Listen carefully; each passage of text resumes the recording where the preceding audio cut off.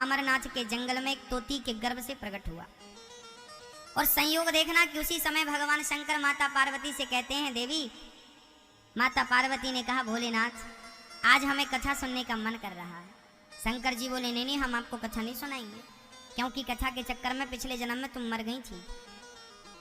एक बार त्रेता युग माही शंभु गए कुंभ ऋषि पाही, संग सती जग जननी भवानी, पूजे ऋषि अखिलेश्वर जानी। एक बार क्या हुआ था, भगवान शंकर माता सती को लेकर गए थे। तब ये दक्ष की बेटी हुआ करती थी। तो सती को भगवान पर संदेह हो गया था, ये कैसा भगवान जो पत्नी के लिए जब राम जी ढूंढ रहे थे, हे सीता हे सीता, हे खग हे मृग हे वृक्ष, तुम बताओ हमारी सीता को देखा। तो माता सती को डाउट हो गया, ये कैसा भगवान। यदि भगवान होता तो इसे पता चल नहीं जाता कि मेरी पत्नी को रावण चुरा के ले गया। अब सती को संदेह हो गया, और सती को संदेह हुआ। शंकर जी ने बहुत समझाया कि ये लीला चल रही है, इनको पता सब है, पर अभिनय चल रहा ना। हाँ, अभिनय भाई, अभिनेता जो पिक्चर बनाते, मूवी बनाते हैं, उनको उनकी रियल जिंदगी अलग होती है और पिक्चर की रील की जिंदगी अलग होती है। हाँ, रियल की जिंदगी और रील की जिंदगी में थोड़ा अंतर होता है। उन्हें वही करना पड़ता है जो उनकी कहानी में लिखा होता है, वही बोलना पड़ता है जो उनको मिलता है। आपको ये बोलना है, बोलते वो उनको वहाँ रोने का अभिनय है तो रोना पड़ता है, हंसने का अभिनय है तो हंसना पड़ता है, मारने का अभिनय है तो मारना पड़ता है, और मरने का अभिनय है तो मरना भी पड़ता है। वो रियल जिंदगी से बिल्कुल अलग है।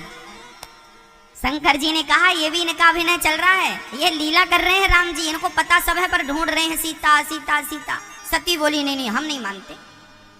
सती जी गई होशियार बन के, परीक्षा लेने चली गई, सीता का रूप बना लिया और राम के आगे खड़ी हो गई। लो राम जी, मैं रावण के चंगुल से भाग के आ गई। राम जी ने कहा, माता जी जंगल में अकेली घूम रही हो, शंकर जी कहाँ हैं? और जैसे शंकर जी का नाम लिया, माता जी तो घबरा गई, माता जी को पसीना आ गया। अरे आप सब जानते हैं? हाँ, हम तो सब जानते हैं। तो फिर आप सब जानते हैं तो ये सब नाटक क्यों? बोले, हमें लीला करनी है, ये लीला है। अच्छा, प्रश्न ये खड़ा हुआ, सती ने पूछा, प्रभु मैं तो सीता के रूप में थी, आपने हमें पहचान कैसे लिया? राम जी ने कहा, माँ प्लास्टिक सर्जरी करा के स्वरूप को बदला जा सकता है, स्वरूप को बदला जा सकता है, पर स्वभाव को नहीं बदला जा सकता। मेरी सीता वो सीता है जो राम के पीछे खड़ी होती है, आप आगे खड़ी हो, आगे तो मेरी माँ खड़ी हो सकती है, आप मेरी माँ हो। मेरी सीता में ऐसे संस्कार तो नहीं है कि वो पति के आगे खड़ी हो सके। मेरी सीता हमेशा पति के पीछे खड़ी होती है, आप आगे खड़ी हो। तो स्वरूप बदला जा सकता है, स्वभाव नहीं बदला जा सकता। स्वरूप की चोरी की जा सकती है, पर स्वभाव की चोरी नहीं की जा सकती। बस भक्तों, माता सती गई घबरा कर। शंकर जी ने कहा, हो गई परीक्षा? झूठ कह दिया, कछु न परीक्षा लीन गोसाई, आपकी तरफ प्रणाम करके चली आई। शंकर जी बोले, हमारी तरफ प्रणाम करना था तो यहीं से कर लिया होता, वहां जाने की क्या जरूरत थी? शंकर जी ने ध्यान लगा के देखा, सारी पिक्चर सामने आ गई कि इन्होंने तो मेरी माँ का रूप बना लिया। अच्छा, शंकर जी ना सीता को माँ के रूप में देखते थे और राम को पिता के रूप में देखते थे, और आज पत्नी ने माँ का रूप बना लिया, अर्थात सती ने सीता का रूप बना लिया। तो मेरी पत्नी तो अब माँ हो गई ना मेरे लिए, क्योंकि इसने माँ का रूप बनाया। उस दिन से शंकर जी ने त्याग दिया, देवी अब इस देह से कभी हमारी तुम्हारी भेंट नहीं हो सकती। शंकर जी 87,000 वर्ष की अखंड समाधि में डूब गए, सती का त्याग कर दिया। वही सती बिना बुलाए एक दिन पिता के यज्ञ में गई और जलकर भस्म हो गई। ये चर्चा मैं आपको कल परसों सुनाऊंगा विस्तार से। जलकर भस्म हो गई वही सती पार्वती के रूप में जन्म लेती है। हाँ भक्तों, शंकर जी ने त्याग दिया। शंकर जी ने क्यों त्याग दिया? क्योंकि सती ने किसका रूप बना लिया? शंकर जी की माँ का रूप बना लिया। इसका एक दूसरा अर्थ भी है भक्तों, कि जब स्त्री माँ बन जाए। अच्छा, हमने सुना है जयपुर के पुरुष अपनी पत्नी को मम्मी बोलते हैं, सही है क्या? नहीं, हमने सुना जयपुर की माताएं अपने पति को पापा बोलती हैं, नहीं सुना है। अब देखो क्या सही है क्या गलत। एक बार क्या हुआ, एक पत्नी अपने बच्चे से, एक माँ, एक स्त्री बोल रही थी अपने बेटे से, बेटा पापा कहाँ हैं? तो पापा भी कम नहीं, बेटा मम्मी कहाँ है? बेचारे जल्दी जल्दी में ये कहना भूल जाते हैं कि तेरी मम्मी कहाँ है। अब बताओ, कोई कहे कि बेटा मम्मी कहाँ है तो सामने वाला क्या समझेगा, तेरी मम्मी कि मेरी मम्मी? तो इनडायरेक्ट पुरुष अपनी पत्नी को मम्मी बोलता रहता है, इनडायरेक्ट पत्नी अपने पति को पापा बोलती रहती है। बोल रही है पापा, वो बनाए है पति, बोल रहा है मम्मी, वो बनाए है पत्नी। गलत है भाई, सिस्टम ठीक करो। इसका अर्थ दूसरा है। मैं इस बात से आपको कुछ और समझाना चाहता हूँ। मेरी माँ, मैं आपको केवल ये समझाना चाहता हूँ कि स्त्री जब माँ बन जाए, पुरुष जब पिता बन जाए, आपके बाल गोपाल बड़े हो जाएं, बच्चे जवान हो गए, बड़े हो गए, समझदार हो गए, तब आप मतलब मम्मी पापा, तब आप लोग अपने मन को भोगों से हटाकर अब मन को भजन में लगाइए। बहुत हो गई भोग, भोगते भोगते उम्र निकल गई, अब ये जीवन भोग के लिए नहीं, भजन के लिए है। मन को वासना से हटाकर मन को उपासना में लगाइए। याद रखना, शरीर का जो तेज, शरीर की जो शक्ति नाभि के नीचे चली जाती है ना, उसे वासना कहते हैं, और जो शक्ति नाभि के ऊपर आ जाती है उसी को उपासना कहते हैं। अब अपनी शक्ति, अपना बल चाहे भोग में खर्च कर दो, चाहे भजन में लगा दो, मर्जी आपकी। बुढ़ापा आ गया ना, बहुत तो भोग लिया, पेट भरा क्या, और 10-50 बार और भोग लोगे तो भी तुम्हारा पेट नहीं भरेगा। इसलिए भोगों से मन को हटाओ और भगवान के भजन में मन को लगाओ। भोग भोगते भोगते जन्म चलाया, कुत्ता बिल्ली भी भोग भोग रहे हैं, मच्छर मक्खी भी भोग भोग रहे हैं। किसी का पेट नहीं भरता इन भोगों से। सच कहता हूँ मेरी माँ, सच कहता हूँ भक्तों, ये इच्छाएं हमें ठग लेती हैं, छल लेती हैं और हमें पता ही नहीं चलता। हाँ, शंकर जी भोगी नहीं योगी बन गए, सती का त्याग कर दिया, सती पिता की यज्ञ में जलकर समाप्त हो गई, और वही सती पार्वती के रूप में जन्म लेती है और शिव पार्वती का विवाह संपन्न होता है। आज वही सती भगवान शंकर से कह रही, वही पार्वती भगवान शंकर से कह रही हैं कि हमें कथा सुनाइए। शंकर जी बोले हम नहीं सुनाएंगे, पिछले जन्म में कथा के चक्कर में तुम मर गई थी, कथा सुनने गई थी तो भगवान पे डाउट हो गया, आपको संदेह हो गया, जिससे तुम्हें मरना पड़ा, हम त्याग चुके थे आपको। सती पार्वती ने हाथ जोड़कर कहा प्रभु तब संदेह था, अब जिज्ञासा है, भगवान के चरित्र को जानने की जिज्ञासा है। याद रखना भक्तों, भगवान पे संदेह ना हो, ईश्वर को समझना है तो जिज्ञासा रखो। ईश्वर संदेह का सब्जेक्ट नहीं। कई लोग ना भगवान पे बड़ा डाउट करते हैं, संदेह करते हैं। वैसे संदेह करते हो आप तो इससे होगा क्या? नुकसान भगवान का कुछ नहीं है। भगवान के रोम रोम में ब्रह्मांड लटक रहे हैं। ब्रह्मांड निकाया निर्मित माया, रोम रोम प्रतिवेद कहें। वेद कहते हैं कि भगवान के रोम रोम में ऐसी बहुत सारी सृष्टियां लटक रही हैं, ब्रह्मांड लटक रहे हैं। हम कौन हैं इस संसार में बताओ? एक सुंदर सी बात मुझे याद आ गई। जयपुर आए थे आज के 100 साल पहले, तब आप में से कोई नहीं था। आज के 100 साल पहले एक संत जी जयपुर आए, तो जयपुर के एक बहुत बड़े सेठ जी, जो जयपुर के नगर सेठ थे, उन्होंने संत जी को अपने घर पे बिठाया और वो अपना घर अच्छा आलीशान बंगला बनवाया था 100 साल पहले, बहुत बढ़िया। तो संत जी को दिखाने लगे, देखिए महाराज जी हमारा बेडरूम है, ये हमारे किचन है, ये हमारा हॉल है, ये हमारे संत जी देखिए, हाँ हाँ ठीक है। तभी वहां पे ग्लोब रखा था, पूरा विश्व का नक्शा उठना, ग्लोब बोलते हैं, है ना, जानते हैं ना आप लोग? जानते हैं।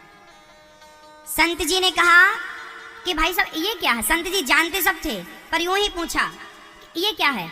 उन्होंने कहा कि ये पूरी दुनिया का मानचित्र है, इसमें पूरी दुनिया का मानचित्र है ये। तो संत जी ने कहा कि इस मानचित्र में हमारा भारत कहाँ है? उन्होंने कहा गोल गोल, ये देखो, ये हमारा भारत। बोले इसमें भारत में ये बताओ कि राजस्थान कहाँ है? बोले ये बिंदु, ये बिंदु है। बोले राजस्थान में ये जयपुर कहाँ है? तो और छोटा डॉट था।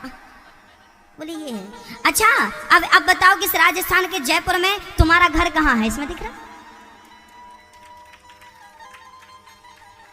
दुनिया के मानचित्र में हमारी औकात क्या है भाई?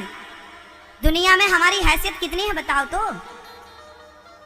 भैया जी तरक्की करना अच्छी बात है, धन दौलत कमाना बहुत अच्छी बात है, लेकिन उसका अहंकार पाल लेना बिल्कुल अच्छी बात नहीं। सच कहता हूँ, इस विश्व में, इस ब्रह्मांड में हमारी कोई हैसियत नहीं है। जिस मिट्टी में आप लोग बैठे हैं ना, उसका एक धूल उठाइए, एक कण उठाइए, वो कण, एक कण उठाइए मिट्टी का, एक कण उठाइए। सच कहता हूँ वो कण भी शायद हम नहीं हैं।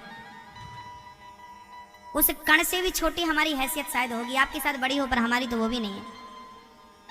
हम किस चीज का गुमान करते हैं? हम किस चीज का घमंड करते हैं? क्या है हमारे पास? कहाँ है हमारा घर? आपका जो घर है बताइए, दुनिया के नक्शे में दिखता है? भैया जी हाँ, अच्छी बात है धन दौलत कमाना। रावण की लंका जल के राख हो गई थी अहंकार के कारण। आपके घर तो फिर भी मिट्टी के हैं, है? भक्तों, भगवान शंकर जी माँ पार्वती से कहते हैं कि देखो देवी, कथा हम आपको नहीं सुनाएंगे, आपको डाउट है। ईश्वर संदेह का सब्जेक्ट नहीं। यदि आपको भगवान पर संदेह, डाउट है, तो मैं प्रार्थना करूंगा आपसे कि ईश्वर संदेह का नहीं, जिज्ञासा का सब्जेक्ट है। उसको जानने की जिज्ञासा रखिए, अच्छी बात है, पर उस पर संदेह आपके लिए नुकसानदायक है।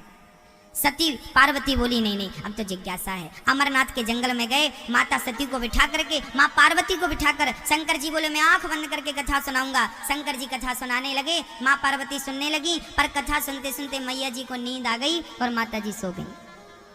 आंख खुली, शंकर जी ने देखा कथा पूरी हो गई। अच्छा, माता जी जब सो रही थी तो पीछे तोता बैठा था, वही तोता, और वो हुंका देने लगा। पूरी कथा हो गई, हुंका उसने दिया। जब कथा पूरी हुई तो जयकारा लगाई, बोलिए बाके बिहारी लाल की। जयकारा लगी तो माता पार्वती जी जागी। हाँ शंकर भोलेनाथ, फिर क्या हुआ आगे?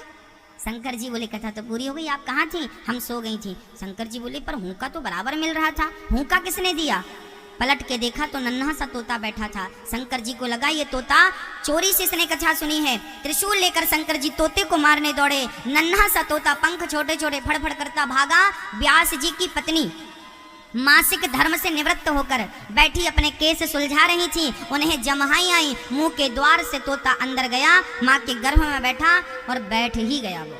शंकर जी आए, देवी हमारा चोर यहीं कहीं आया है, जल्दी बताओ चोर कहाँ है? देवी जी ने कहा आपकी चोरी क्या कर लिया? बोले हमारी अमर कथा सुन ली। देवी जी ने कहा कि जब अमर कथा सुन ही ली तो मरेगा कैसे? और मार डालोगे तो अमर कथा की महिमा नहीं घट जाएगी? शंकर जी कैलाश पर्वत पार्वती को लेके चले गए। बात सच्ची ये थी कि कथा उस तोते को ही सुनवानी थी, पार्वती को तो निमित्त बनाया। अब वो तोता माँ के पेट में बैठकर 12 साल तक वो माँ के पेट में रहा, 12 वर्ष तक माँ के पेट में रहा। व्यास जी ने कहा बेटा बाहर आओ, तुम्हारी माँ को बड़ा कष्ट हो रहा है। तो सुखदेव जी बोले बाहर नहीं आऊंगा, जब भगवान नारायण खुद आकर कहेंगे कि मेरी माया तुम्हारा कुछ नहीं बिगाड़ेगी तब मैं वापस आऊंगा। सुखदेव जी को भगवान ने आकर कहा बेटा बाहर आ, मेरी माया तेरा कुछ नहीं बिगाड़ेगी। जैसे ही बाहर आए सुखदेव जी जन्म लेते ही अपने नरे को कंधे पर टांग कर, नरा भी नहीं काटा, नरे को कंधे पर टांग कर चल पड़े सन्यास लेने। पिताजी बोलते हैं बेटा शादी तो कर लो, विवाह तो कर लो, फिर सन्यासी हो जाना, अभी बचपन से क्या जरूरत है सन्यास लेने की? सुखदेव जी बोले पिताजी जिन्होंने शादी की उनसे पूछो कि वो कब सन्यास ले रहे हैं। बुढ़ापा के मर जाता आदमी का मन ही नहीं होता सन्यास लेने का, एक बार पकड़ता है तो छोड़ने का मन ही नहीं करता। ये गृहस्थी कैसी है बताएं? चक्रव्यूह, अभिमन्यु चक्रव्यूह में जाना तो जानते थे पर वापस आना नहीं जानते थे। ये गृहस्थी भी वही चक्रव्यूह है।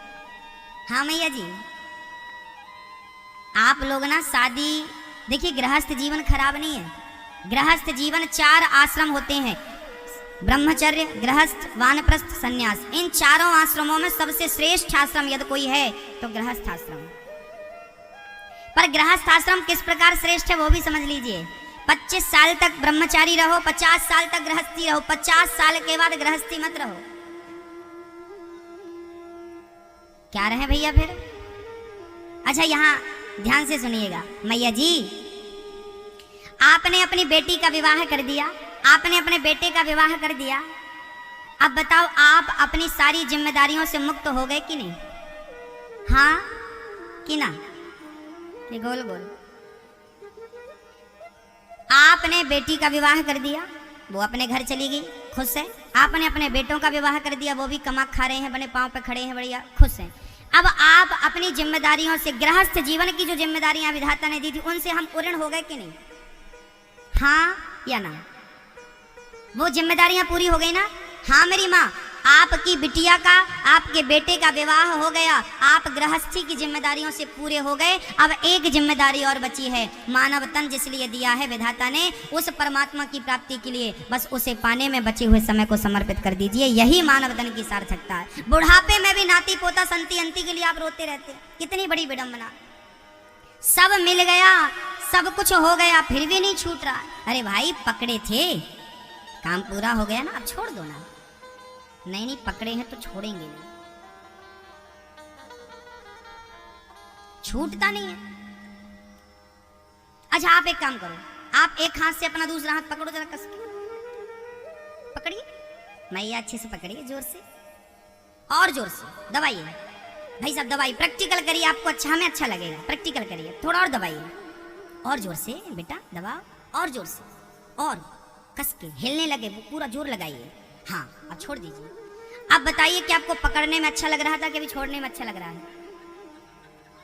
हाँ वही तो हम कह रहे हैं, संसार को पकड़ने में सुख नहीं है, संसार को छोड़ देने में सुख है। यदि सुखी होना चाहते हैं तो छोड़ना सीखिए। आपने जबरदस्ती पकड़ रखा है, जरूरत नहीं पकड़ने की तो भी पकड़ रखा है।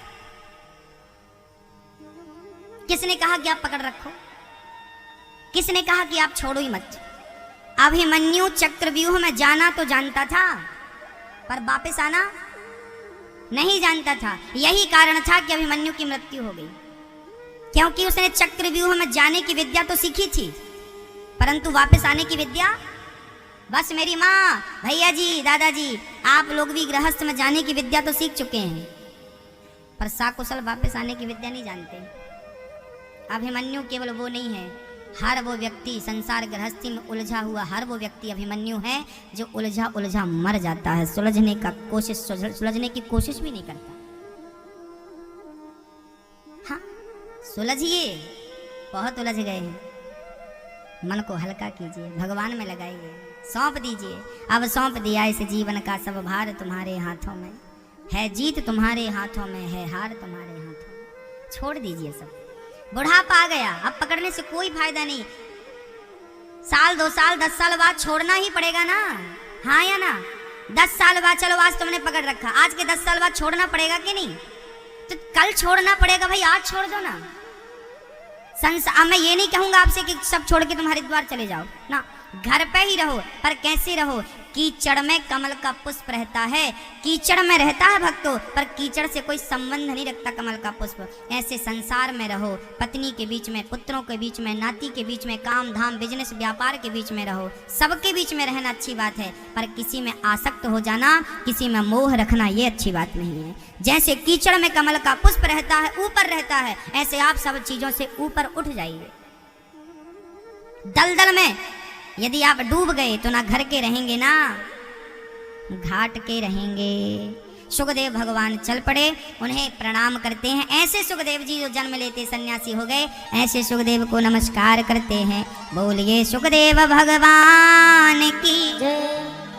भक्तों आइए चलते हैं नैमिषारण्य। नैमिषारण्य में 88,000 संत बैठे थे, वहां सूत जी का आगमन हुआ। सूत जी को देखते ही सारे संत खड़े हो गए, खड़े होकर उनका अभिवादन करने लगे और कहा कि प्रभु हमें कथा सुनाइए। कौन सी कथा? बोले कृष्ण प्राप्ति करम शाश्वत साधनम तद्वदाधुना। हमें ऐसी कथा सुनाइए जिस कथा से हमें भक्ति, ज्ञान और वैराग्य मिल जाए, हमें जिस कथा से कृष्ण मिल जाए, ऐसी कथा सुनाइए। तब सूत जी कहते हैं मैं आपको सार सार सुनाता हूँ। एक बार क्या हुआ, यही कथा जो आप सुन रहे हैं ना भक्तों, यही कथा एक बार सुखदेव जी राजा परीक्षित को सुना रहे थे। तभी देवराज इंद्र आए अमृत का कलश लेकर, और देवराज इंद्र ने कहा कि सुखदेव जी कथा हमें सुना दो और राजा परीक्षित को बदले में अमृत पिला दो। सुखदेव जी बोले वाह इंद्र, यदि तुम प्रेमी बनकर आते ना तो हम आपको कथा जरूर सुनाते, पर आप प्रेमी नहीं, आप तो सौदागर बनकर आए हैं, और ये कथा सौदागरों की नहीं, ये कथा तो प्रेमियों की कथा है। यदि प्रेमी बनकर बैठोगे तो कथा सुन पाओगे, और सौदागर बनकर बैठोगे तो कथा नहीं सुन पाओगे। कहाँ कांच का टुकड़ा? सुखदेव जी कह रहे हैं, जरा समझिए। सुखदेव जी कह रहे हैं कि आपके स्वर्ग का अमृत कांच का टुकड़ा है और हमारा कथामृत मणि है। भला मणि देकर कांच का टुकड़ा कौन लेगा? सस्ता सौदा कौन करेगा? सुखदेव जी इंद्र के स्वर्ग के अमृत को कांच का टुकड़ा कह रहे हैं और भागवत को अमृत कह रहे हैं। भक्तों याद रखना, यदि कोई अमृत पी लेना तो उसे स्वर्ग की प्राप्ति होती है, पर 7 दिन कथा की गंगा में कोई डूब जाए और कथा अमृत का कोई पान कर ले तो उसे स्वर्ग की नहीं, स्वयं भगवान की प्राप्ति हो जाती है। गोलोक धाम, बैकुंठ धाम, साकेत धाम, इनकी प्राप्ति इस कथा को सुनने के बाद मिलती है। स्वर्ग की प्राप्ति कोई बहुत बड़ी नहीं बात नहीं है, स्वर्ग तो कोई भी चला जाए, स्वर्ग मतलब 5 स्टार होटल, सारी सुख सुविधाएं हैं वहां। नाचने के लिए अप्सराएं हैं, पीने के लिए सुरा है, बैठने के लिए सोने के सिंहासन है, ना भूख लगती, ना प्यास लगती है, ना गर्मी लगती, ना सर्दी लगती, मौज है बढ़िया। वहां 5 स्टार होटल जैसी सुख सुविधाएं हैं। अब हमने भक्ति की, वहां पता क्या अप्सराएं नाचती रहती हैं। तो अब बताइए, हमने भक्ति की है, हमने भगवान को पाने का संकल्प लिया है, तो हम अप्सराओं का नाच देखने जाएंगे स्वर्ग? हमें क्या करना, नाचते हैं तो नाचने दो। हमें तो कोई फ्री में कहे कि स्वर्ग चले जाओ तो फ्री में नहीं जाए हम। हमें स्वर्ग से क्या काम? स्वर्ग में रहने वाले इंद्र का मन बिगड़ा तो गौतम की नारी को देखने आए कि नहीं? हाँ या ना? स्वर्ग में रहने वाले इंद्र का भी मन विचलित हो जाता है।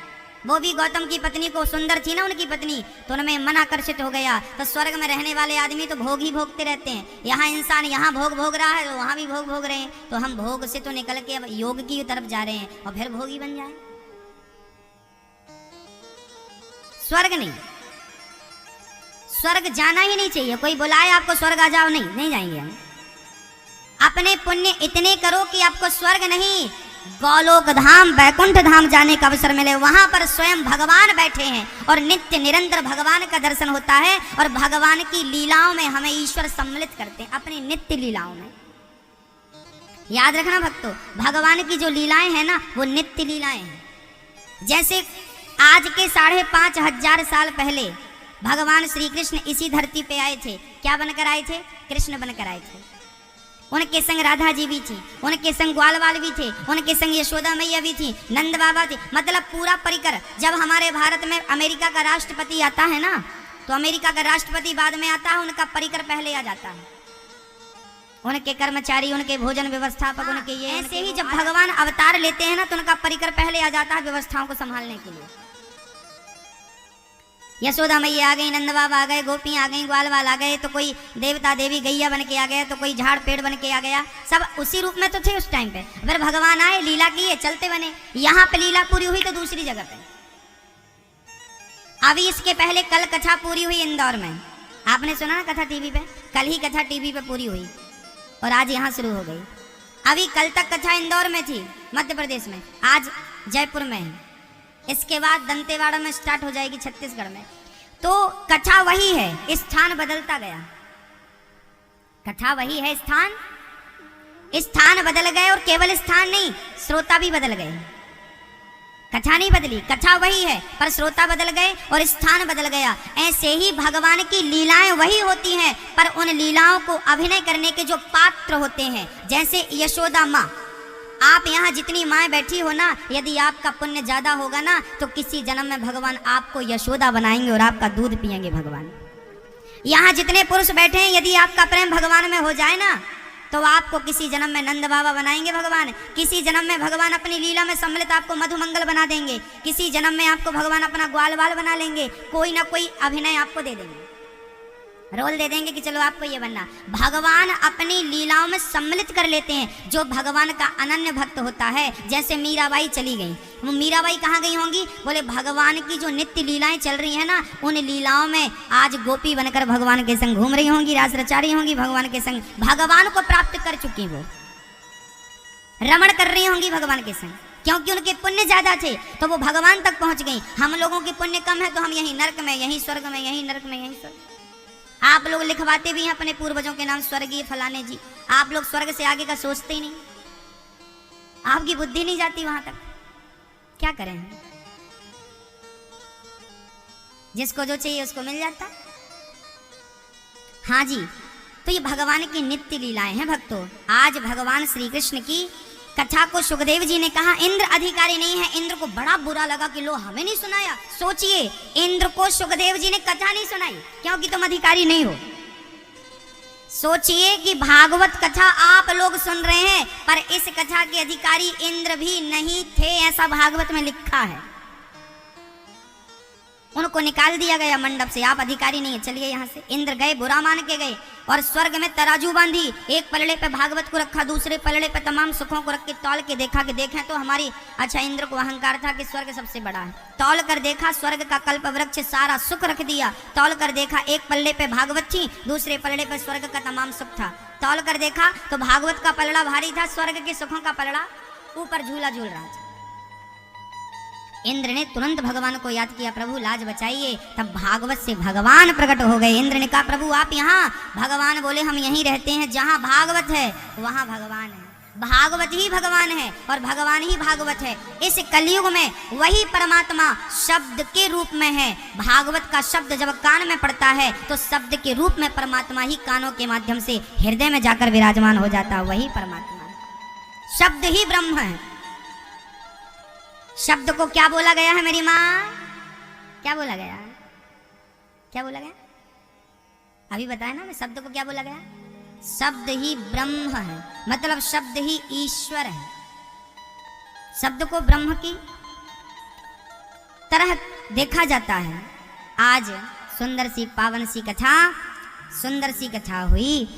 अब क्या हुआ, एक बार इस कथा को देवर्षि नारद जी ने भी सुना था। माँ नारद जी तो सन्यासी है, सुनी। एक बार क्या हुआ, नारद जी सत्कर्म की खोज में निकल पड़े। कहाँ कहाँ गए जरा सुनो। पुष्करम चा प्रयागम चा काशीम गोदावरीम तथा हरिक्षेत्रम कुरुक्षेत्रम श्रीरंगम सेतुबंधनम। एक बार नारद जी पृथ्वी की समस्त दिशाओं में गए और शांति पाने के उद्देश्य से गए। कहाँ कहाँ? पुष्कर, प्रयाग, काशी, गोदावरी, हरिक्षेत्र, कुरुक्षेत्र, सारे तीर्थों में गए, पर ना पश्यम कुत्रमिच्छर्मः मनः संतोष कार्यक्रम, शांति नहीं मिली। नारद जी को शांति नहीं मिली। कहाँ कहाँ गए नारद जी? पुष्कर, प्रयाग, काशी, गोदावरी, शांति नहीं। तब नारद जी संतों के घर गए, वहां भी शांति नहीं। उसके बाद नारद जी जयपुर आ गए, आपके घर। तो आपके घर शांति है क्या मैया जी? ओ मैया, अच्छा जा रही हो? अच्छा पानी पीना, ठीक है। मैया थोड़ा ध्यान दो, पीछे वाली माँ आवाज आ रही है ना बराबर आपको? पीछे आ रही है तो हाथ उठाओ। आ रही, ठीक है। एक बार क्या हुआ, एक बार नारद जी महाराज सारे तीर्थों का भ्रमण करने गए, शांति नहीं मिली। संतों के घर गए, शांति नहीं मिली। तब नारद जी गृहस्थों के घर आ गए। देखा कि आजकल घर पे नई नई बहुओं की चल रही है, सासू माँ की कोई पूछ ही नहीं। सही है क्या ये बात? मैया बताओ सही है क्या ये बात? हाँ कि ना? आजकल घर पे बहुओं की खूब चल रही है, सासू माँ की कोई पूछ ही नहीं। अच्छा आप बताओ, आप लोगों की पूछ है कि नहीं? पूछ मतलब हनुमान जी की पूछ तो थी, आपकी है कि नहीं? भाई साहब आपकी पूछ है, हनुमान जी की तो थी, आपकी नहीं है। देखो आप लोग कितने भोले हैं। आप लोग कहते हैं हमारी पूछ थोड़ी है, पूछ तो हनुमान जी की थी। जानवरों की पूछ होती है, मनुष्यों की थोड़ी पूछ होती है। आप कहते हैं हमारी पूछ नहीं है, और झगड़ा भी आप इसी का करते हो कि हमें पूछा नहीं। एक सज्जन बोले महाराज जी हमारी तो पूरी जयपुर में पूछ है, कहीं भी पूछ लो। एक सज्जन बोले हमारी दिल्ली तक पूछ है। हनुमान जी की इतनी थी कि दिल्ली तक घूम रही है। अच्छा हनुमान जी जब लंका गए तो अपनी पूछ में आग लगवा दी कि नहीं? मैया जी आप लोगों के घर में ना झगड़ा हो जाता है, सास कहती है बहू ने पूछा नहीं, बहू कहती है सास ने पूछा नहीं, भाई कहता है भाई ने पूछा नहीं, भाई ने कहा भाई ने पूछा नहीं। ये पूछने वाली झंझट, जेठानी कहती है देवरानी ने नहीं पूछा, देवरानी कहती है जेठानी ने नहीं पूछा। ये जो आपके घर में तालमेल बिगड़ता है ना, कभी कभी ये पूछ के कारण बिगड़ता है। इसलिए हनुमान जी लंका गए तो अपनी पूछ में आग ही लगवा दी। ना रहे बांस ना रहे बांसुरी, ना रहेगा बांस ना बजेगी। तो आप लोग भी जल्दी से जल्दी, जितना जल्दी हो सके अपनी पूंछ में आग लगवा दो। हनुमान जी ने अपनी पूंछ जला दी थी, आप भी। ये पूंछ क्या है? अहंकार। अहंकारी आदमी को ही अपनी पूंछ की ज्यादा फिक्र होती है। हमें नहीं पूछा, हमें नहीं पूछा, हमें नहीं। अहंकारी है तो उसको अपनी पूंछ की चिंता रहेगी, और अहंकारी नहीं है तो उसकी पूंछ होगी नहीं। पूंछ तो होगी, लोग पूछेंगे उसको, पर अहंकार नहीं है ना तो उसको फिर गुस्सा नहीं आएगा। हनुमान जी लंका आए तो उन्होंने आग लगाई। अच्छा, हनुमान जी का कोई प्रोग्राम नहीं था आग लगाने का। हनुमान जी से राम जी ने बाद में पूछा, क्यों भाई, हमने आपको सीता का पता लगाने भेजा था, आपने किसी के घर में आग लगा दी? हनुमान जी ने कहा, सरकार हमने आग नहीं लगाई, आपके आदेश का पालन किया है। राम जी ने कहा, हमने कब बोला आपको आग लगाने का? बोले आपने डायरेक्ट तो नहीं बोला था पर इनडायरेक्ट बोला था। कैसे? बोले हम पेड़ पर बैठे थे, सीता माँ नीचे रो रही थी, हम अशोक वृक्ष पर बैठे थे, तभी ना वहां पर त्रिजटा आ गई और त्रिजटा ने कहा, सीता आज हमने एक सपना देखा है। कौन सा सपना?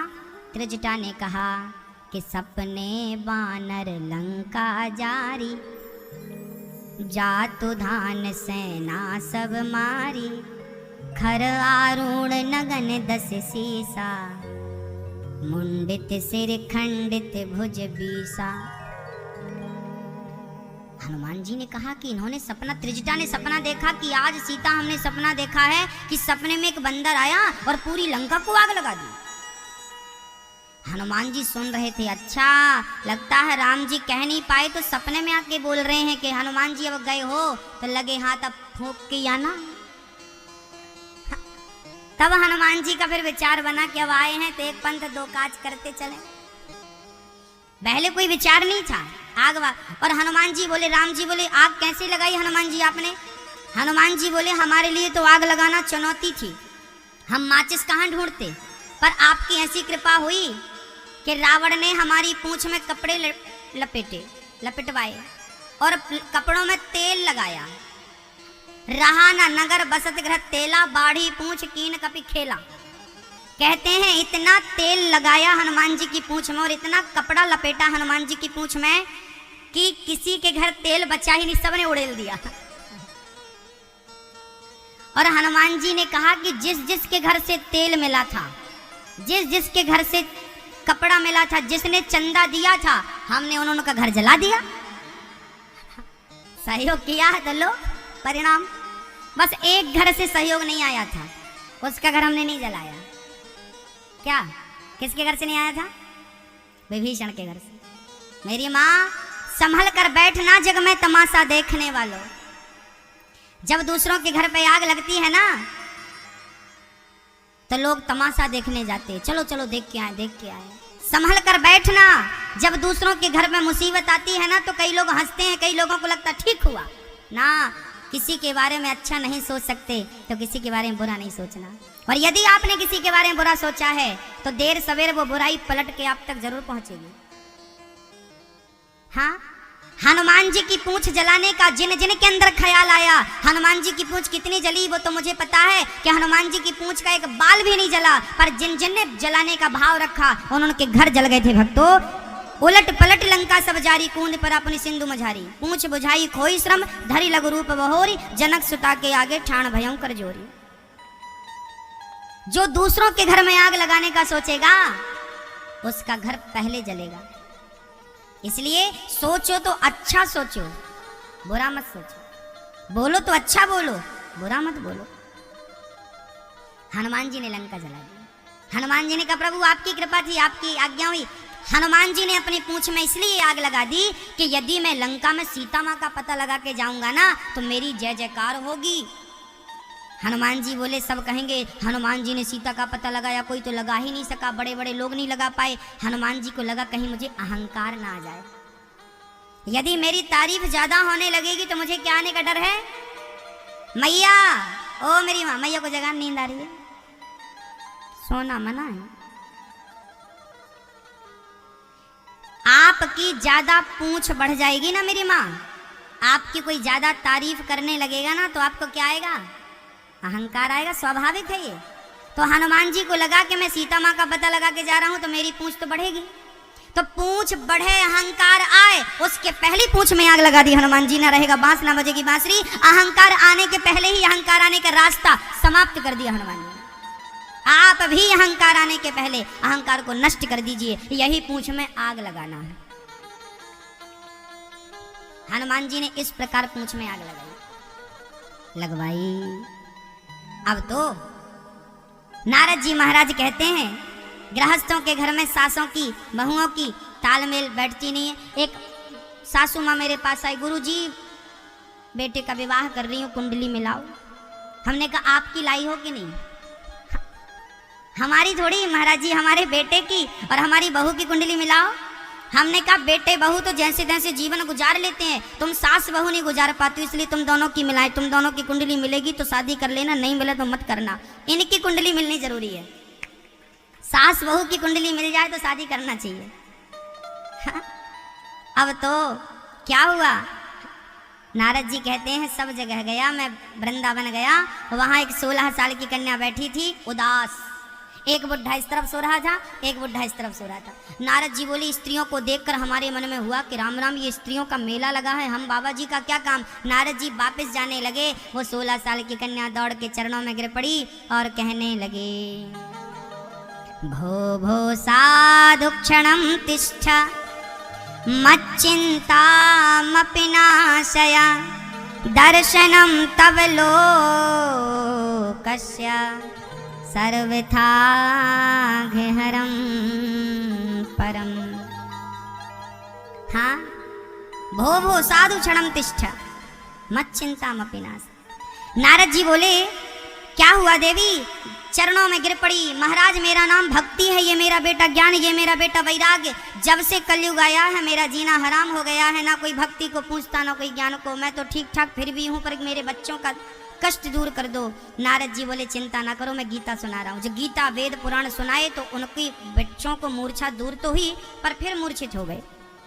तब आकाशवाणी हुई सत्कर्म करो। नारद जी बड़े बड़े संतों से पूछ रहे हैं भैया सत्कर्म क्या है, किसी ने जवाब नहीं दिया। तब बद्रीनाथ में 4 संत मिल गए, सनक सनंदन सनातन सनत कुमार। चारों ने कहा भागवत सुनना ही सत्कर्म है। नारद जी बोले आप सुना दीजिए। बोले मैंने गीता वेद वेदांत सुनाए, दुख दूर नहीं हुआ तो भागवत से कैसे होगा? बोले सुनो, दूध से ही घी निकलता है, फिर भी जो शक्ति घी के अंदर है वो शक्ति दूध के अंदर नहीं है।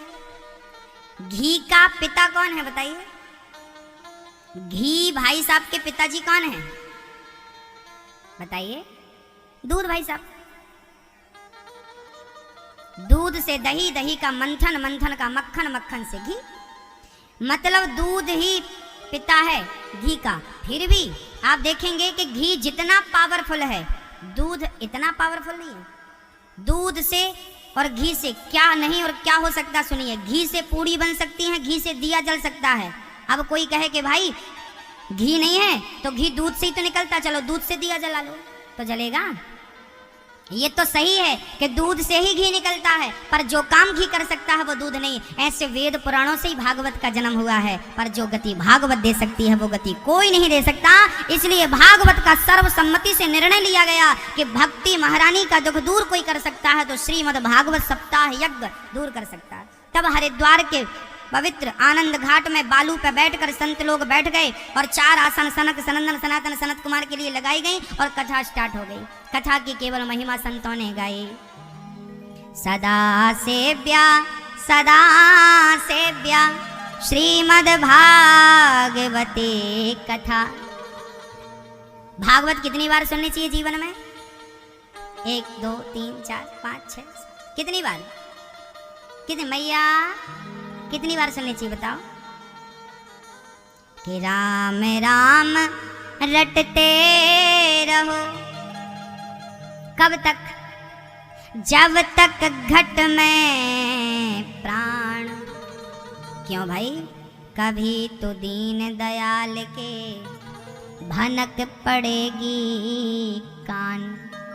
राम राम जपो कब तक? बोले जब तक राम सुन डाले तब तक राम राम जपते रहो। कभी तो सुनाई पड़ेगा ना, तो कोई पुकार रहा है राम नाम जपते रहो मेरी माँ, कभी तो सुनाई पड़ेगा, कभी तो देखेंगे हमारी तरफ। और जब भक्ति की महिमा गाई गई तो भक्ति महारानी ताता थैया करके नाचने लगी। महाराज मेरा सारा दुख दूर हो गया। और भक्ति महारानी नाचने लगी, सारा दुख दूर हो गया। हाँ मेरी माँ।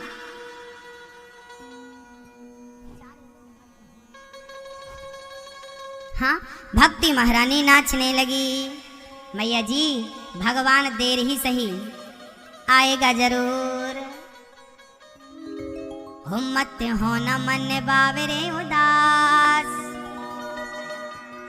जब द्रौपदी ने बुलाया तो भगवान आए ना, आए।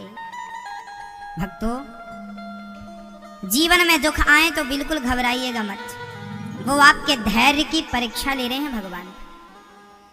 वो आपके धैर्य की, आपकी भक्ति की, आपके विश्वास की अभी परीक्षा चल रही और आपको पास होना है तो खरे उतरना होगा आपको। घबराइएगा मत। संकट आए, गोविंद की कृपा प्रसाद मान के उन्हें स्वीकार कीजिए। नारद जी ने एक प्रश्न कर दिया। भक्तों, एक दिन क्या हुआ, नारद जी ने एक प्रश्न किया। नारद जी ने देखो, कथा 4 संत बैठे हैं, सनक, सनंदन, सनातन, सनत कुमार। कथा में 3 आसन बिछाई गई। भक्ति महारानी की महिमा सुनकर भागवत की भक्ति प्रकट होगी। भक्ति ने कहा बैठे कहाँ? संतों ने कहा ये जो भक्त बैठे हैं इनका हृदय खाली है, मन मंदिर खाली है, जाओ इनके मन मंदिर में बैठ जाओ। तो भक्ति कहाँ बैठती है? जो प्रेमी गण भक्त होते हैं उनके मन मंदिर में जाकर भक्ति महारानी बैठ जाती है, भक्ति जाकर बैठ जाती है। नारद जी ने एक प्रश्न किया है बढ़िया सा। नारद जी ने एक बढ़िया सा प्रश्न किया कि गुरुदेव, यदि कोई पुण्यात्मा कथा सुन के तर जाए तो आश्चर्य नहीं, कोई पापी कथा सुनकर तर जाए तो आश्चर्य नहीं, पर जिसने जीवन भर पाप किया है क्या ऐसा व्यक्ति कथा से तरेगा? बोले हाँ। ये मानवः पाप कृतस्तु सर्वदा सदा दुराचार रता विमार्गगाः क्रोधाग्निदग्धः कुटिलाश्च कामिनः सप्ताह यज्ञेन कलौ पुनन्ति ते। कितना भी बड़ा पापी हो मेरी माँ, वो पापी कितना भी बड़ा क्यों ना हो, कथा सुन के तर जाएगा। कोई तरह एक इतिहास सुनाते, मैया जी एक सावधान होके कथा सुन लो, वो कथा हम सबकी है, जरा प्यार से सुनना। एक बार क्या हुआ, एक पंडित जी रहते थे, उनका नाम था आत्मदेव। आत्मदेव पंडित जी तुंगभद्रा नदी के तट पर रहते। उनकी पत्नी का नाम था श्रीमती धुंधली देवी। आत्मदेव जी के पास सब कुछ था मेरी माँ, खाने को रोटी थी, रहने को घर था, पहनने को कपड़े थे, पर कमी एक चीज की थी, आत्मदेव जी के कोई संतान नहीं थी, पुत्र नहीं था। और जीवन में बहुत कुछ मिल जाए फिर भी कुछ ना कुछ कमियां तो रह ही जाती हैं। आत्मदेव जी बड़े दुखी रहते कि मेरे बेटा नहीं है, मेरे पुत्र नहीं है, मेरे संतान। अच्छा, उन्होंने अपने आप को तो संभाल लिया जैसे तैसे, पर दुनिया संभलने नहीं देती ना मेरी माँ। भक्तों, आपने समाज में देखा होगा, आप अपनी आसपास की घटना में आपकी बोल रहा हूँ, जिसके बेटा नहीं होता ना, किसी स्त्री के, किसी महिला के किसी कारणवश ना बेटा नहीं होता, डॉक्टर बोल देता है कि अब आप कभी माँ नहीं बन पाओगी। जब डॉक्टर ये कहता है स्त्री को कि तुम कभी माँ नहीं बन पाओगी ना, तो वो स्त्री बहुत रोती है, बहुत परेशान होती है, पर वो जैसे तैसे अपने आप को समझा लेती है, कोई बात नहीं, यदि ईश्वर की यही मर्जी तो मैं उनकी मर्जी में खुश। वो अपने आप को समझाकर जीवन जीना शुरू कर देती है, परंतु ये दुनिया वाले उसे जीने नहीं देते, टॉर्चर करते हैं, परेशान करते हैं। कई बार तो उसे परेशान किया जाता है, कई बार कहा जाता है ये महिला अभागिन है। क्यों अभागिन है भाई? बोले बेटा नहीं है। कई बार जिनको बेटा नहीं होता ना, लोगों ने क्या बोलते हैं, ये अभागिन है। ताने मारते हैं, सास ताने मारती, जिठानी ताने मारती, देवरानी ताने मारती, पड़ोसी ताने मारते, दुनिया तान, जहां जाए वो लोग उसे ताने ही मारते रहते। क्यों भाई? अच्छा, जिसको बेटा नहीं होता ना, तो आपसे मैं निवेदन करना चाहूंगा, किसी को बेटा नहीं हो तो आप उसे अभागिन कहती हो, अभागिन है, बेटा नहीं है। यदि बेटा जिसको नहीं है, यदि वो अभागिन है, तो आपके हिसाब से फिर मीराबाई भी अभागिन है, क्योंकि मीरा के भी तो कोई बेटा नहीं था। बताइए, मीरा के कोई बेटा था मेरी माँ? मीरा के कोई बेटा था? स्वामी विवेकानंद जी को कोई बेटा था? नहीं। आप कहती हो जिनके बेटा है वो भाग्यशाली हैं, जिनके बेटा नहीं है वो अभागिन है। गलत कहती हो आप। बेटा यदि हो जाए तो जरूरी नहीं है कि उसे भाग्यशाली कहा जाए, पर जिसने गोविंद की भक्ति करके उसे प्राप्त कर लिया, निश्चित ही दुनिया उसे भाग्यशाली मानेगी, भाग्यशाली कहेगी। इसका उदाहरण मीराबाई है। बेटा क्यों चाहिए आपको? आजकल बेटे काम क्या आते हैं? जिन बेटों के लिए आप माथा पीटती हो, जिन बेटों के लिए आप रोते हो ना, वही बेटे बुढ़ापे में आपको छोड़ के चले जाते हैं। कितने बच्चों को मैं जानता हूं जिनके मम्मी पापा अकेले रहते हैं, बुढ़ापे में गिलास भर पानी का सहारा बच्चों से नहीं है। मैया जी, बेटे को पाने वाला कोई महान नहीं हुआ, पर भगवान को पाने वाले बहुत लोग महान हो गए। हाँ, नरसिंह मेहता के बेटा मर गया। नरसिंह मेहता की पत्नी जब मरी, लोगों ने कहा नरसिंह थारी तो पत्नी मर गई, थारे कन्हैया ने रक्षा ना करी, थारो सांवरा ना आयो, बाकी रक्षा करवे को। नरसिंह जी बोले मारे तो भाग जाग गए। थारी पत्नी मर गई तो बोले भाग जाग गए। हाँ, अभी पत्नी थी तो थोड़ा सा समय पत्नी को देना पड़ता था। वो तो गोविंद की कृपा हो गई कि भगवान में इतना मन लगा कि भगवान को लगा कि इसके जीवन में जितनी बाधा है वो मिटाते गए भगवान, और मन भगवान में लगता गया। कुछ दिनों के बाद नरसिंह जी का बेटा मर गया। नरसिंह जी का बेटा मरा तो नरसिंह जी, सारे लोग रो रहे हैं, नरसिंह जी कीर्तन कर रहे हैं, राधे कृष्ण राधे कृष्ण राधे कृष्ण राधे कृष्ण राधे। लोग बोले कैसा बाप है, बेटा मर गया रो रहा, रोता नहीं है। नरसिंह जी बोले तुम लोग रो लो, हमारे बदले भी रो लेना।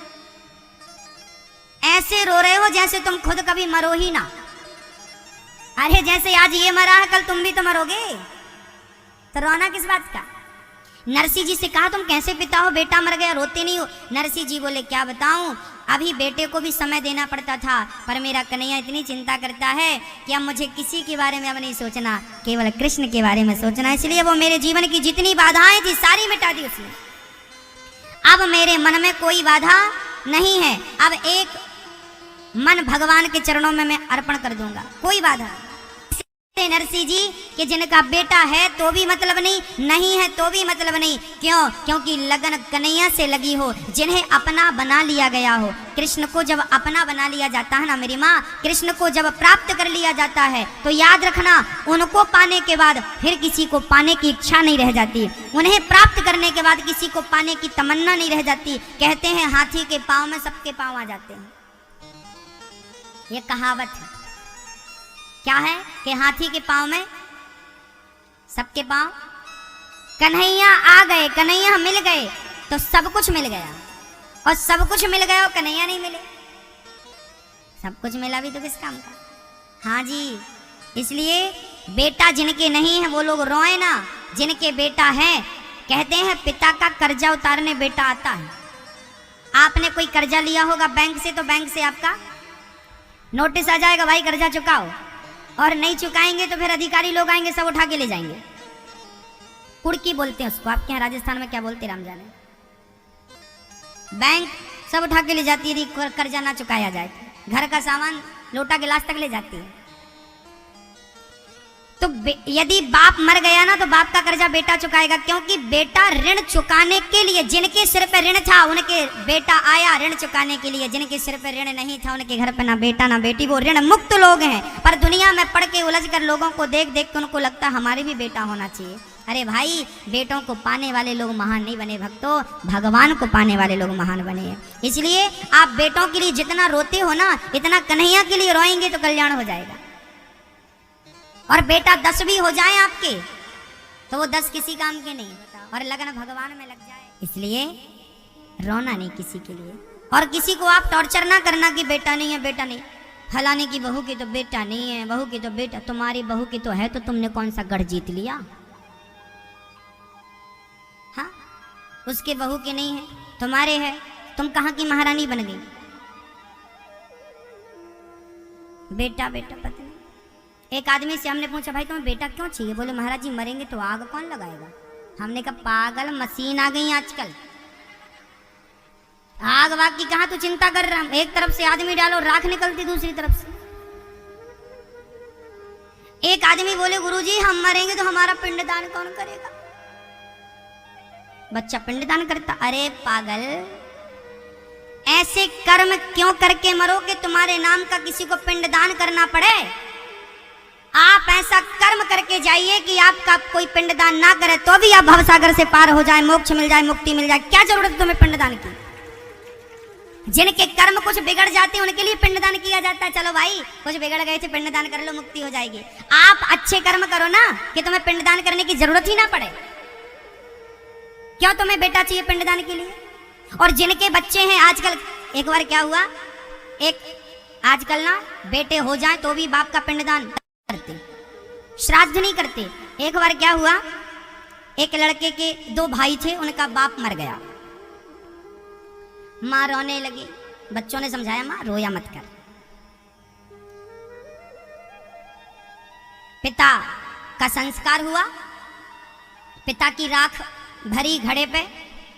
माँ ने कहा बेटा तुम अपने पिता को कभी गंगा नहवाने तो ले नहीं गए, एक काम करो पिता की अस्थियां तुम गंगा जी में ले जाओ, डाल दो। लड़के बड़े नास्तिक थे, 2 लड़के थे, दोनों नास्तिक थे। मम्मी पागल हो गई हो, गंगा जी में राख डालेंगे तो क्या होगा? बेटा मुक्ति मिल जाएगी, गंगा जी में किसी की राख स्पर्श हो जाए तो उसे मोक्ष मिल जाता है, ऐसा पुराणों में लिखा है, बेटा डाल दो। और गंगा उनके घर के पास से केवल 30 किलोमीटर दूर थी। बेटा समय निकाल के, माँ रोज कहती बेटा बेटा नहीं मैं बाद में जाऊं। नास्तिक थे ना, मानते नहीं थे। एक दिन बेटा बोला चल ठीक है। बाप की अस्थियां उठाई और गाड़ी पर रख के ले गया तो रास्ते में नाला था और नाला भी जाके गंगा में मिल रहा था। तो उसको लगा कि अब कौन पेट्रोल डीजल फूके गंगा जी तक, नाला में डाल दो तो ये तो नाला खुद मिला देगा। इतने नास्तिक बेटे थे कि बाप की अस्थियां नाले में डाल के आ गए। रात को सपना आया तो स्त्री को सपना आया, कहा देख तेरे बच्चे ऐसे नालायक हैं कि मेरी अस्थियों को उन्होंने नाला में डाल दिया। सुबह मम्मी ने कहा क्यों रे मूर्ख, तूने पिता की अस्थियां नाले में डाल दी? बच्चे ने कहा माँ तुझे कैसे पता चला? बोले तेरे पापा सपने में आए थे, जा जल्दी से वो अस्थियां उठा के गंगा में डाल के आ। लड़कों ने कहा पापा को भी ये सुधरेंगे नहीं। बताओ 20 किलोमीटर वापस आके माँ को सपना देने आ गए, 10 किलोमीटर आगे जाके खुद नहीं नहा के आएंगे गंगा जी में। हाँ, ऐसे नास्तिक बेटा, उन्हें फिर भी शर्म नहीं आई। तो आजकल बेटे हो भी जाएं तो जरूरी नहीं है कि तुम्हारी अस्थियां गंगा जी तक पहुंचा दें। आपके बेटे हो भी जाएं तो जरूरी नहीं है कि तुम्हारा पिंडदान करें। आजकल के बच्चे बोलते हमें तो विश्वास ही नहीं, हम तो मानते नहीं। तुम बेटों के लिए मरते रहे इसलिए कि वो पिंडदान करेंगे और उन्हें तो पिंडदान पर भरोसा ही नहीं। ये और विडंबना है। इसलिए बेटों के भरोसे कुछ मत करना। हम तो कहते हैं अपनी 13वीं वर्षी भी खुद करके जाओ।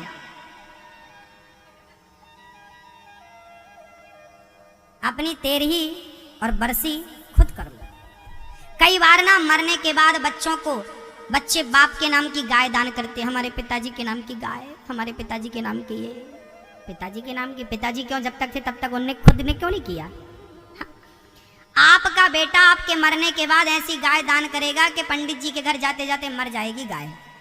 सबसे बुढ़ी लाएगा खरीद के 500-600 की, सबसे बुढ़ी गाय मर जाएगी घर जा, ऐसी गाय दान करेगा तुम्हारे नाम। अभी तुम जी रहे हो, बढ़िया कर लो जो करना है तुम्हारे नाम से, खुद कर लो। मरने के बाद बेटों के भरोसे ना रहना। गेहूं भी दान करेंगे तो खराब वाला। जीते जी अपना सारा कर्म करके जाओ, आश्रित मत रहना किसी के। अच्छा कर्म करके मरोगे ना मेरी माँ, अच्छा कर्म करके मरोगे ना मेरे भाई, तो पिंडदान की भी जरूरत नहीं पड़ेगी तुम्हें, गया में श्राद्ध की भी जरूरत नहीं पड़ेगी तुम्हें। और पिंडदान का अर्थ क्या होता बताइए? पिंड किसे? शास्त्र कहते हैं ये शरीर हमारा एक पिंड है। क्या है ये? बोलो मेरी माँ, ये हमारा शरीर क्या है? जोर से बोलो। हमारा शरीर पिंड है। आओ आज हम अपना पिंडदान करते हैं। आज अपने आप को भगवान के चरणों में समर्पित करते हैं। प्रभु आज से मैं तेरा यही पिंडदान है, ये रहा पिंड और ये कर दिया गोविंद के चरणों में दान, ये हो गया पिंडदान। अपने आप को अब सौंप दिया इस जीवन का सब भार तुम्हारे हाथों में, यही तो पिंडदान है। आत्मसमर्पण कर देना भक्तों, गोविंद के चरणों में अपने आप को समर्पण कर देना, समर्पित कर देना। क्या है? क्या है? यही पिंडदान है। आप ये काम जीवन भर नहीं करते और 13वीं वर्षी खूब करते। जीते जी ब्राह्मणों को खिलाते नहीं, जीते जी किसी को दान पुण्य किया नहीं, मरने के बाद करते फिरते हो। भाई जो आप अपने हाथ से कर लोगे ना वो आपका है। आपके जाने के बाद कौन क्या कर रहा है कौन क्या नहीं कर रहा वो राम जाने। हाँ? आप अपनी 13 वर्षी पहले कर लो, बाद में बच्चे करेंगे तो डबल हो जाएगा, उसमें फायदे कोई नुकसान थोड़ी है। श्री नारद जी महाराज